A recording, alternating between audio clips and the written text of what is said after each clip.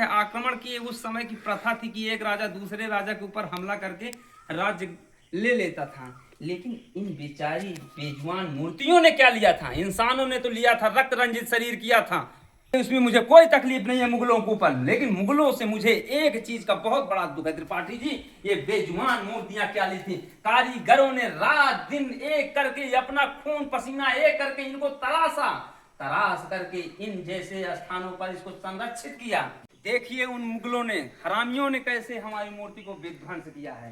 त्रिपाठी जी, मैं आपको यहाँ से शुरुआत करना चाहूँगा। पुरातत्व विभाग ने इसको संरक्षित करके रख लिया है। अब इन मूर्तियों को तो नहीं बना सकता, लेकिन उनका इतिहास बता रहा है कि कैसे हमारे मूर्तियों को तोड़ा है। वंदना सोया चित्रकूट के सभी श्रोताओं का स्वागत है। आज हम आपको प्रयागराज जिले में स्थित गढ़वा दुर्ग लेकर आए हैं, जिसका निर्माण सन 1750 ईस्वी में बघेल राजा विक्रमादित्य के द्वारा निर्माण कराया गया था। आइए हम आपको इसके विजुअल्स दिखाते हैं। आज ये किस कंडीशन में ये किला है और इसके इतिहास के बारे में आपको संपूर्ण जानकारी प्रदान करवाएंगे। ये सामने आपको जो स्ट्रक्चर दिखाई दे रहा है, इसको परकोटा के नाम से जाना जाता था। यहाँ पर अंदर खड़े होकर जो रक्षक होते थे वो किले की रक्षा किस तरह करते थे, आइए आपको चलकर अंदर से दिखाते हैं इसका नज़ारा। किले के जो आगे की हिस्सा है वहां पे बहुत गहरी खाई है, जिसमें मगरमच्छ डाले रहते थे। अगर कोई इस किले को पार करना चाहे तो पहले बात तो उसे मगरमच्छ खा लेते थे। अगर किसी कारण बच जाता था तो सैनिक यहाँ से उन अपने दुश्मनों को निगाह करते थे और यहाँ से तोप, गोले, बंदूक, तीर, धनुष, सामान आदि से इस परकोटे की रक्षा करते थे। खास बात यह है कि इन आइए थोड़ा सा यहाँ से खड़े होकर वो निकलने वाले दुश्मन को देखकर उस पर तीर कमान मार सकते थे या बंदूक से उसको प्रहार कर सकते थे। उसको हम किले के ऊपरी हिस्से में है, दुश्मन हमारा करीब यहाँ से 20 फीट नीचे है हमसे। अच्छा। हम किले के ऊपरी हिस्से पे हैं, टॉप पे हैं। जी जी। आगे आइए, ऊपर बाहरी सुरक्षा कैसे करते थे हम एक नजारा आपको और दिखाना चाहते हैं। ये देखिए, अब यहाँ हम आपको ऊपरी हिस्से से दिखा रहे हैं। देखिए ये यहाँ से दुश्मन हमारा नीचे जैसे किले पे चढ़ने के लिए कोशिश करेगा, हमारे सैनिक यहाँ से उसे विध्वंस कर देते थे। परकोटे के चारों तरफ सैनिक पैदल गश्त भी करते थे। जिस कुछ सुरक्षा कारणों के कारण पुरातत्व विभाग ने बंद कर दिया है, लेकिन कुछ दिखाने की कोशिश करूंगा। आइए, ये मोटी दीवार की जो गश्त करते थे सैनिक यहाँ से वहां तक। त्रिपाठी जी, 1750 ईस्वी में जब बघेल राजवंश जो कसौटा रियासत के, इसमें संयोग से 12 लिख गया है, 12 गलत त्रुटि हो गई है। 1750 में इसका निर्माण कराया तो उन्होंने सैनिकों की व्यवस्था, अस्तबल की व्यवस्था और मंदिरों की व्यवस्था के साथ साथ जलाशय की भी व्यवस्था कराए थे।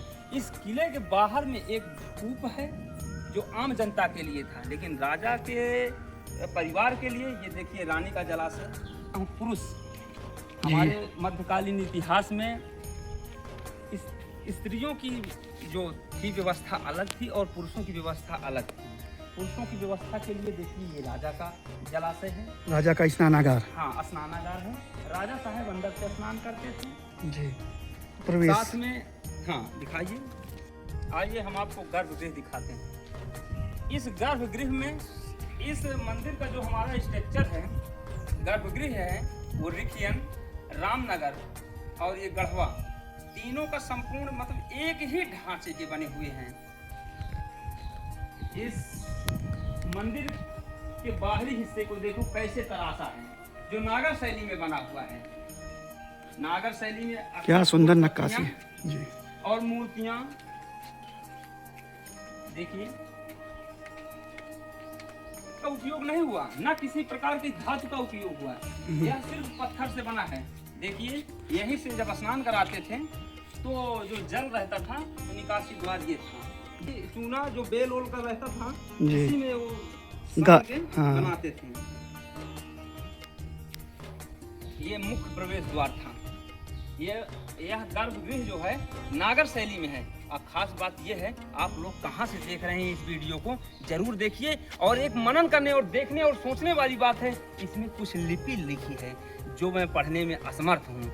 आप लोगों का अगर सहयोग रहा तो कमेंट में जरूर हमें बताने की कृपा करें कि ये कौन सी भाषा लिखी है। आइए त्रिपाठी जी, आइए सबसे पहले इस प्रांगण का देखिए, इसमें 9 पिलर थे। देखिए प्रथम पिलर, द्वितीय पिलर और तृतीय पिलर। आक्रमण करके, ठीक है, आक्रमण की उस समय की प्रथा थी कि एक राजा दूसरे राजा के ऊपर हमला करके राज्य ले लेता था। लेकिन इन बेचारी बेजुबान मूर्तियों ने क्या लिया था? इंसानों ने तो लिया था, रक्त रंजित शरीर किया था। इसमें मुझे कोई तकलीफ नहीं है मुगलों के ऊपर, लेकिन मुगलों से मुझे एक चीज का बहुत बड़ा दुख है त्रिपाठी जी। ये बेजुबान मूर्तियां क्या ली थी? कारीगरों ने रात दिन एक करके अपना खून पसीना एक करके इनको तराश करके इन जैसे स्थानों पर इसको संरक्षित किया। लोग इन्हें पूजते थे, लेकिन उन दुष्ट आत्याइयों ने, हरामियों ने, चाहे बाबर हो, चाहे अकबर हो, चाहे हुमायूं हो, चाहे शाहजहां, चाहे औरंगजेब, इल्तुतमिश, बहलोल लोदी, इन कुशासकों ने ऐसा अपना कुछ चक्र डाला इन मूर्तियों पे। देखिए त्रिपाठी जी, देखिए। अभी मैं आगे भी आपको दिखाऊंगा इसका विवरण। हमारे कारीगरों ने गर्भगृह में कैसा गुंबद बनाया था, मैं आपको दिखाने की कोशिश कर रहा हूं। आइए,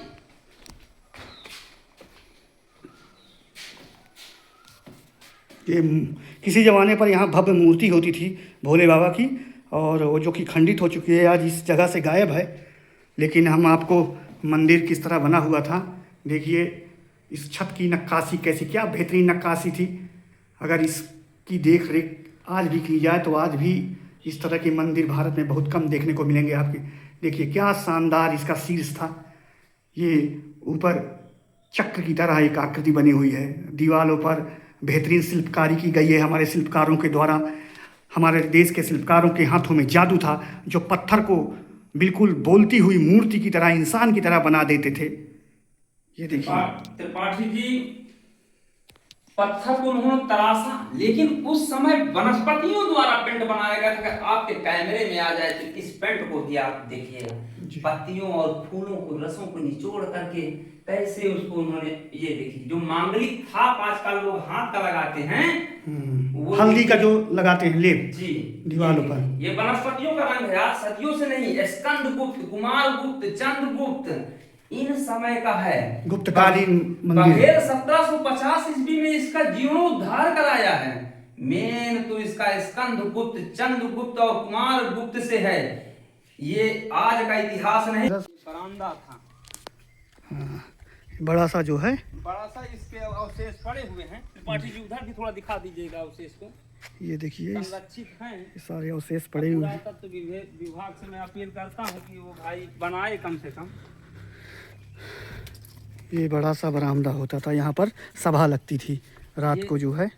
ये 2 पार्टीशन है। हाँ, ये एक तरफ राजा पुरुषों का बैठने का था, हाँ, और एक तरफ यही से पार्टीशन था रानी का।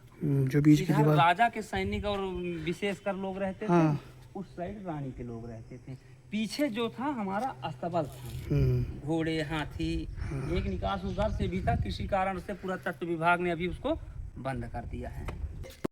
त्रिपाठी जी, आप अपने वानर सेना, इस पिलर की मूर्तियां हैं, सेम यही आपको रिसियन में भी मिलेगी, रामनगर में भी मिलेगी, और नीलकंठ महादेव के मंदिर में भी यही मूर्तियां हैं। आप गए हैं, आपका मैं वीडियो देखा हूँ, मैंने देखा हूँ, सेम मूर्तियां। अरे सब वो चंदेल कालीन इतिहास भी मिलता जुलता है स्कंद काल से। और खास बात है, इन डिजाइनों को आप हर पिलर पे नाप भी सकते हैं।